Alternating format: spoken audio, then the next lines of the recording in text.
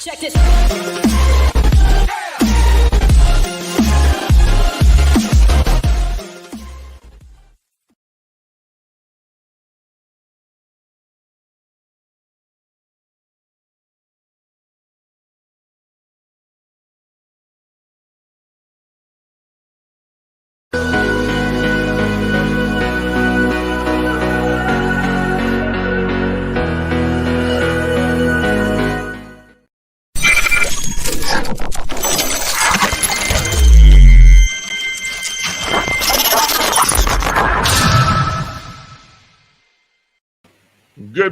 Good morning, everyone. It is I, Lee Bailey, along with my buddy and co-host Derek Pearson.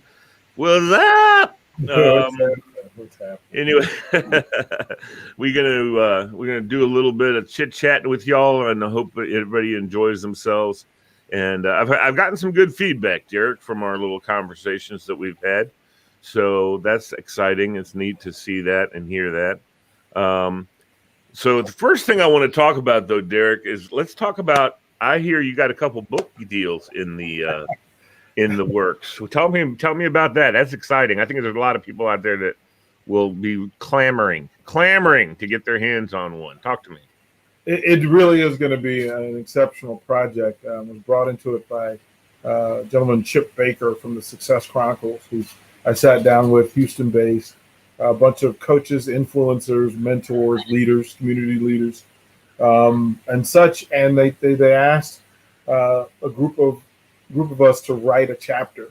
So the first volume 1 and volume 2, each person will have a chapter in it.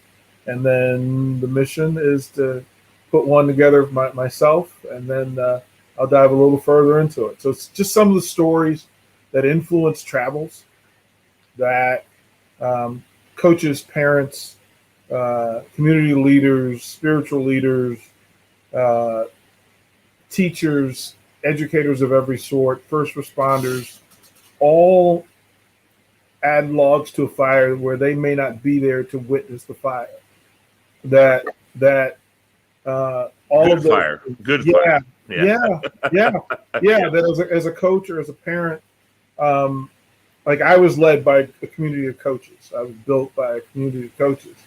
And a lot of those coaches don't know the people that they've impacted. Sure. They'll never know that they impacted. Their voice was in Houston, Texas, coaching high school sports. That It was in Salt Lake City, Utah, coaching high school sports. That it was in Lincoln, Nebraska, influencing young people. And I'm never going to know. You're never going to know all the people who are impacted by the wisdom and love that you share every day at 9 o'clock on this vehicle, right? You're never going to know what person sits and watches this. That's right. And says, you know what? I need to do this.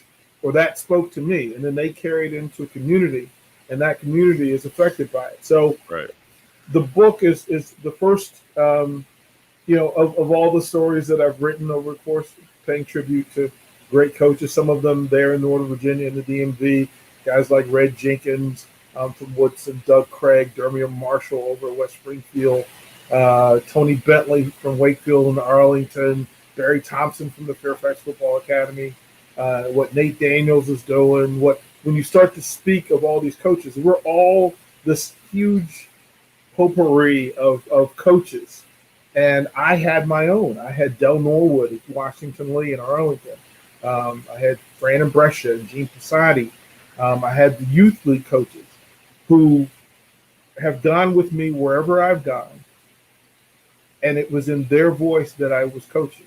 Like they're still coaching several generations later.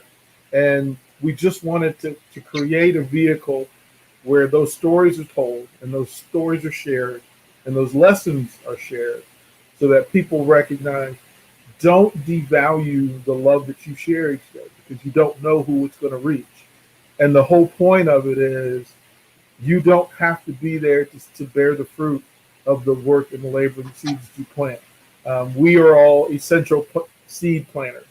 Right. And that's what we do. I found out in doing some DNA genetic work Yeah. that I am sixth cousin to Johnny Appleseed.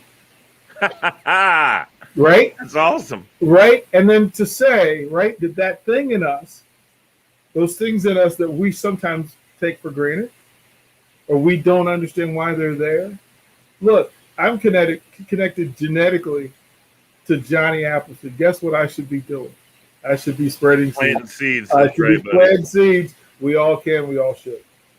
Absolutely. That's fantastic, man. Johnny Appleseed. What was his actual? So you traced it back. So what was his actual name? It's. I've got it on my phone. I have to check okay. Get it back to post it. But his actual he's an actual person. Yeah. Tracked down, and here's what's weird. This was a part of the TED Talk thing, right? Was that in tracing, allowing genetics and DNA and science to tell us truth, that I was as equally connected to Johnny Appleseed as I was to Sacagawea. Wow. Right? And you go, okay, and through that connection. And I'm a Virginia kid.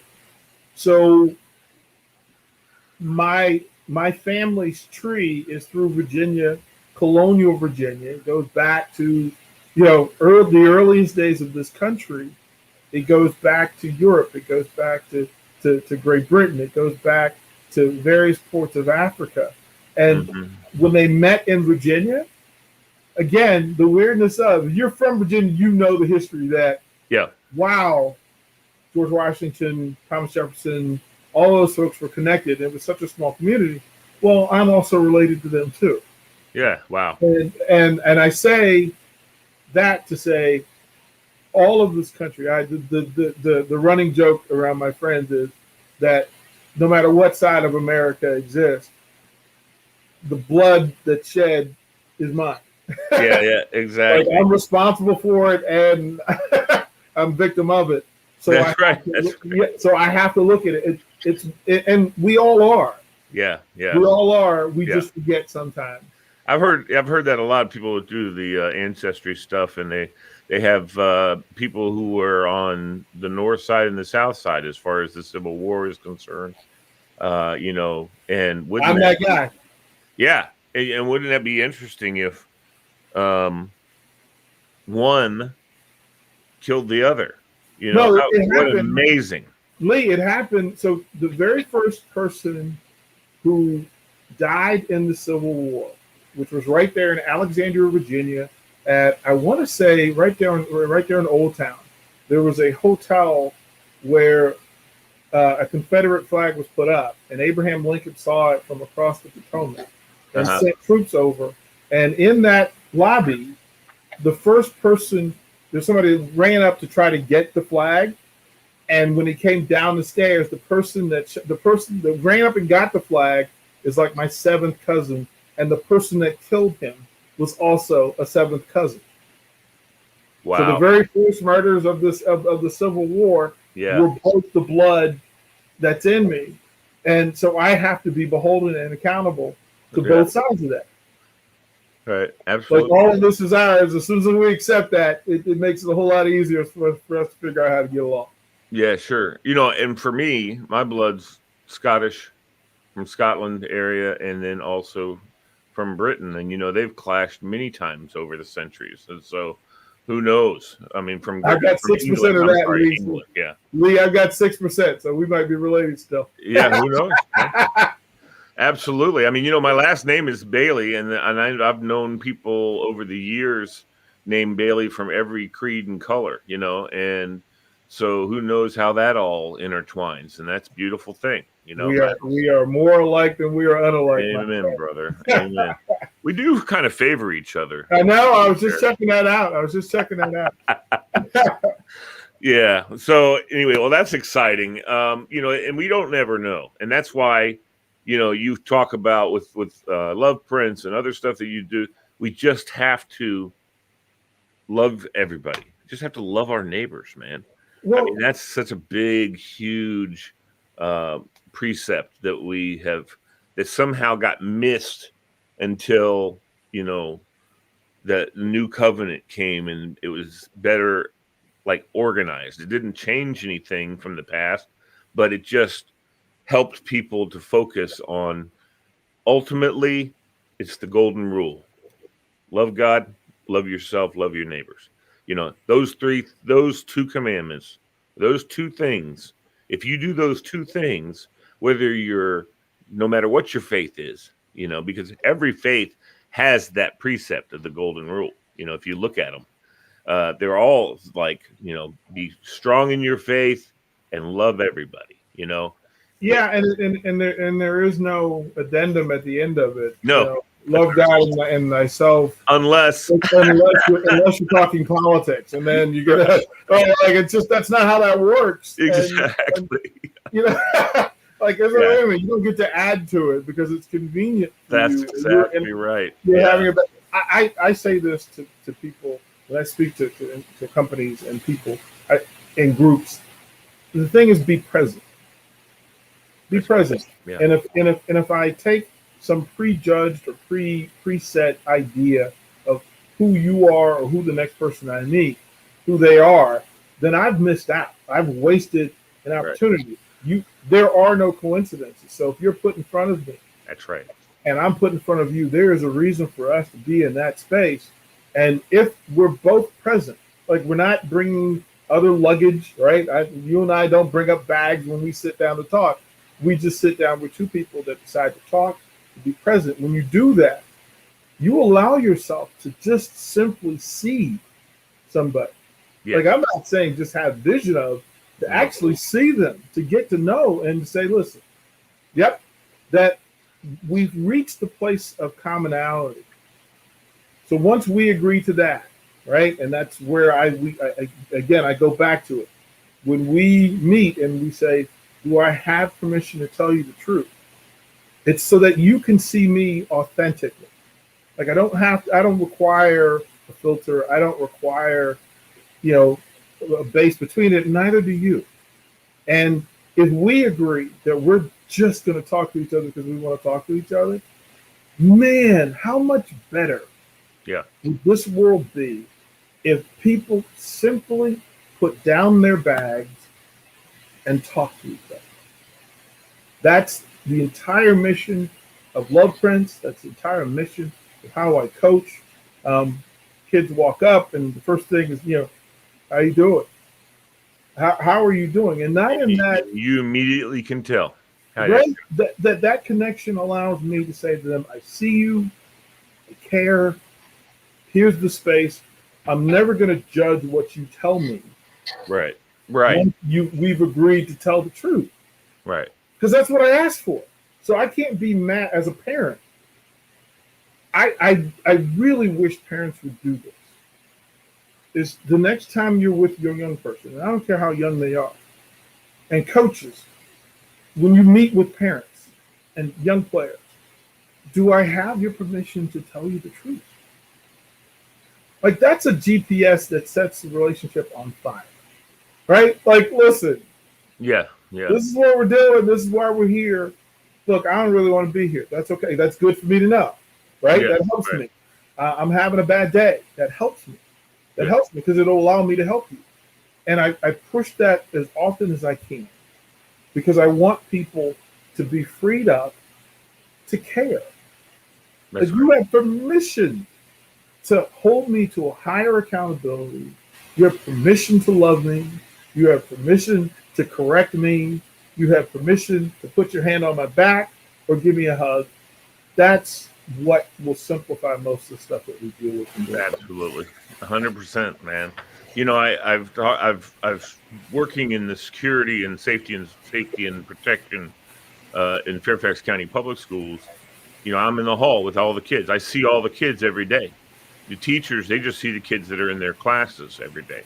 I see all the kids, the ones who are doing great and the ones who aren't, all day long. And it's important to me to be able to, and if it's touching their lives by just giving them a smile, that makes a huge difference in a kid's life. Someone noticed him. There's so many kids walking around thinking no one cares, no one's noticing me. So I try to make eye contact with everybody I pass in the hall. I mean, everybody. Obviously, some slip by me and I don't get to see them. But those are the ones typically that I realize when they're trying to slip by me without looking up, they're looking down, whatever. I go, hey, what's going on? That's comfortable movement. That's the comfortable movement. That's what professionals in that business, if you aren't paying attention to normal traffic flow, right? What it looks like every day. That's right. And that's a security issue too. Right. The normal strides that are taking place. So if somebody changes their stride, if somebody changes their focus, where their eyes are, if their eyes are away, all of those are comfortable movements, right? That if you get comfortable, we know what you look like every day. Yeah. What you normally look we know like. how you walk. Right. We know how you stand. We know how you slump or whatever it is. Right. Yep. Yeah. And just to pay attention, be present in your significant other's life.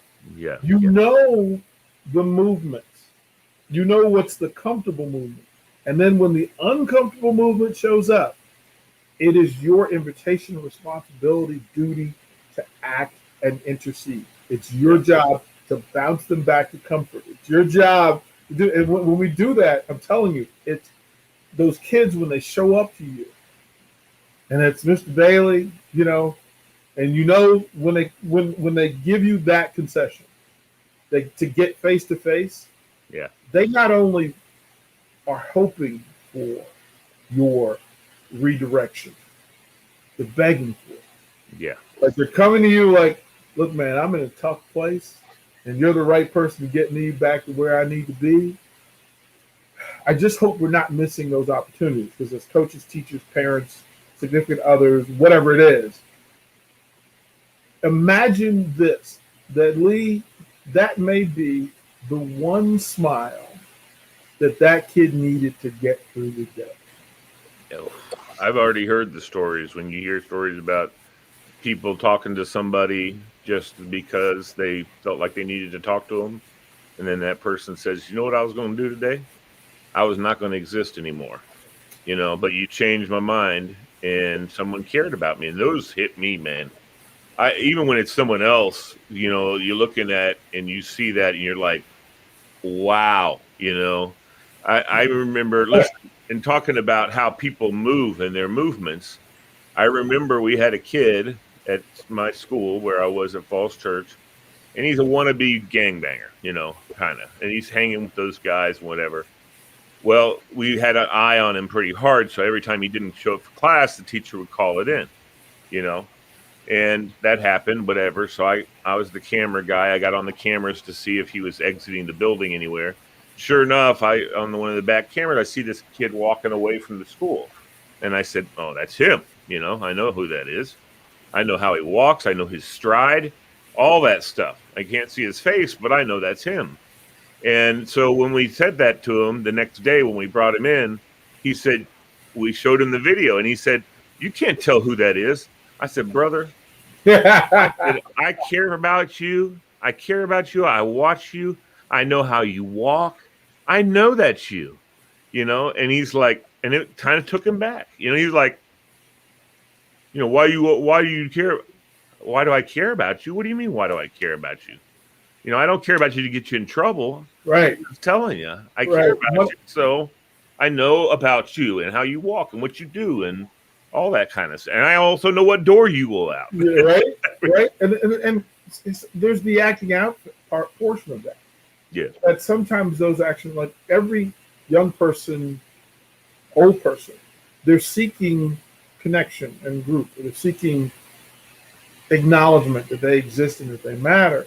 Yeah. And if they're not getting it by being anonymous, then the whole point is to become unanonymous. They want to be seen. And sometimes that action that we take as no, it's an attention grab and it's a call for help. Yes, and the general answer to most young people, and I keep this in my phone to send it to people who are struggling, but I'll read it to you if you don't mind. It says, how cool is it that the same God that created mountains and oceans and galaxies looked at you and thought the world needed one of you too? Yeah, nice. And if you miss, think, well, I don't want to be here. No. You're supposed to be here. You're supposed to be here, right? You were put here. You were placed. Yep. created exactly as you are. Yeah. To be here, and maybe you're not doing what you should do or what you want to do. Yeah. But the reason that you're here is important and it matters. And then we can get to figuring out Right. what that thing is, what that mission is, what that purpose is. Right. And there's a lot of kids who play these games and they pick up characters and move them over and put them down. And I actually have spoken to kids in a Bible study at the church saying, you know what? That's like God. He takes us and he puts us where he wants us. Just like you're taking those characters on the Wii, you have on the Wii and you put them up and you move them. You're placing them where you need them, where you want them, where you expect them to profit you or help you. Think about that. That's God. God's done that with you. It's another chance. It's another opportunity. Yeah. Sometimes we say that we need just a different vantage to get clarity. Yeah. And okay, so if I have you at this high school, you may not be, you can't see it because there are things in the way. Then let me move you. Let me put you in a different place. Let me put you here. Maybe this will be when your vision comes true. And for me, there have been several opportunities, several situations where I went, wow, I'm supposed to be right where I'm at. And that phrase that you grow where you're planted, grow where you're planted, that if you walk into a space, any space, around any group of people, there is a reason and a purpose for you to be there. There's some information that you're supposed to get. There's a connection you're supposed to make. There's people you're supposed to know. And then when you're there, be present enough to share yourself. Actually, as you are. Yeah. Like if you're a mess, share the mess. Yeah, that's right. Right? Share the mess. Like this is what this is. And you'll be amazed at how many people will love you anyway. And how many will identify with you. Yeah, like they'll get you through the mess. Yeah. Like, first of all, you're not alone.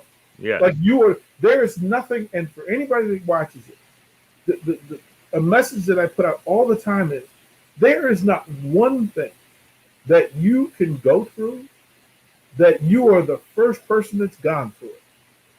You are not alone in this thing. That's right. You're never alone. And the problem is that you set a barrier on people knowing that about you. And there are people that want to know. Yeah. Well, hey, you say to people, I'm struggling right now. Well, come get some love, and then we'll work it out. Like we'll figure out what the next step is. Right. Hey, I'm struggling with this. I don't know my identity. I don't know my purpose. Right. Oh, let's sit down a bit. We'll figure it out. Because there is an answer. There is an answer. All right, so we've got a couple of people. I just wanted to recognize a few people who are chiming in and putting up some emojis. Mike Tompkins is saying he has a big emoji. My buddy Clark Crawford, who's on Mondays with us, and Tora Arsala, Bubba Almany, Billy Riley, Rich Daniel. You know Rich Daniel? Rich, my brother, man. And and David Ing. We appreciate all you guys liking and sharing the program. We appreciate that a lot. Rich Daniel. I got to have him on. Actually, I need to have him on big time. And one of my favorite human beings, man. He is a really neat guy. I have had him on before. I need to bring him in again and have him maybe on Thursdays. We'll be maybe I can get him to. Get him in. He's got great stories, historical. He does. Area, what he's doing for women in sports, the DC Divas and what they do. He invited me in. I'm part of the family. What he's doing with that. You see those women now. Jennifer King, who played for the DC Divas, is now an official assistant coach for the Washington football team. There are other former Divas that are also coaching in the league. Not only knocking down doors, but recreating ceilings. Like this is the power of women's football and what it's doing. Rich Daniels locally, specifically, bravo all across the board. Absolutely. I mean, I just can't. I want to be, once we get this thing with this pandemic done. One of my big goals in starting this whole thing was to promote the Divas, and I still want to do that big time. But I've just not been able to connect up with Rich. Again, we've already talked about it. it briefly. And so now I would need to get into it and say, listen, we need to do a weekly thing about the Divas, and especially when they get in season and help them. Look, is Barry their head coach? Barry's the head coach. Okay. Unofficially, I was the general manager, and because I'm there here in Lincoln, there have been some restrictions and, of course, different distractions and focus. But I still send out their word, and what I want is for folks in the DMV to reach out to Rich Daniel and DC Divas and give them financial support, because what they're doing is changing how women in sports are perceived, women in football perceived, and the game of football. Couldn't have better ambassadors than those women who you've got military folks, you've got teachers, you've got educators. Matter of fact, some of the DC Divas are coaching in Northern Virginia. They're coaching, I believe, at Marshall, Oakton. There are a couple of different schools where DC Divas are actually on the varsity coaching staff. So, and they're in the community, so it's a good. They know about football. I mean, they know football. They know offensive line. They know specialty team. Specialty positions. I mean, the what's her name is running backs coach, right? Yeah, Jennifer King. Jennifer King's a assistant running back coach for the Washington football team. That's beautiful. That's beautiful. Well, think about representing DC and being on Good Morning America and ESPN and the NFL Network, talking about the Divas. Rich has kept this thing going in difficult times. And so any support that anybody out there can throw to him, hand over to him, you are helping a great thing happen. That's a great thing that needs to happen. Absolutely. I mean, I have the scroll across the bottom that you guys can see. This is, in fact, their website. Rich Daniel just sent it to me. He said, thank you both for talking about it. And here's the website.